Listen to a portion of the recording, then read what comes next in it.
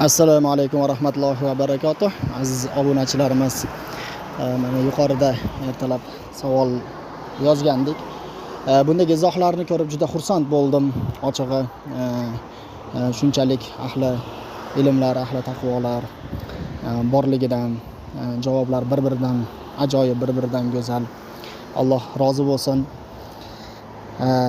Savollar berishligimizdan asosiy maqsad ham bilganlar yozadi, bilmaganlarga ilm bo'lib qoladi, bilganlarga takror bo'lib qoladi va bu bilan bir-birimizda biroz izlanishlar, biroz tafakkur qilishlar yoritiladi. Endi bu yerda Alloh uchun amal qilish qanday deyilsa, avvalo Alloh uchun amal qilishlikning o'zi og'ir ish haqiqatan. Chunki niyat doimiy o'zgarib turadi-da.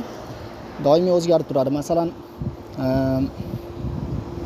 biz qilayotgan amallarimizni o'zi Alloh uchun degan amallarimizni qalbimizni tub-tubida ham shu dunyo uchun yoki qandaydir bir manfaatimiz uchun bo'lib qolishligi mumkin-da. Ya'ni to'liq Alloh uchun bir amalni qilishlik o'zi buyuk ish, buyuk saodat.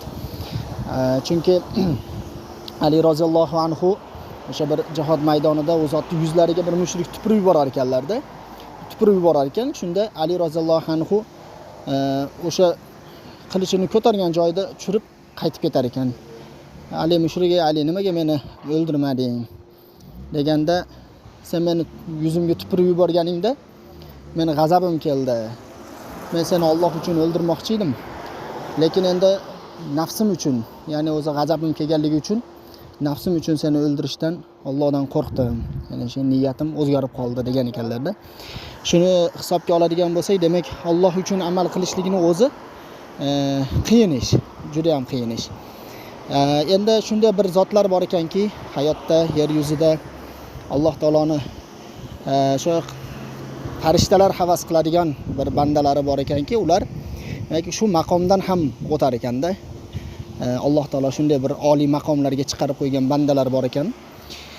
Shu bandalar, shu toifa zotlar Alloh bilan qiladi amallarini.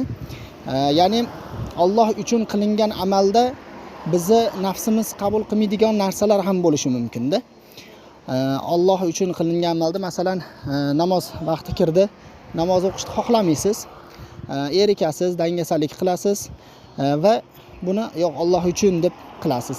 Kimdir sadaqa so'rab keladi, bergisi kelmaydi, yo bu ehtiyojim bor, bu ehtiyojim bor deysiz, bitta muhtojga sadaqaga oshina olmaysiz, lekin Alloh uchun deysiz, ya'ni nafsdan kechib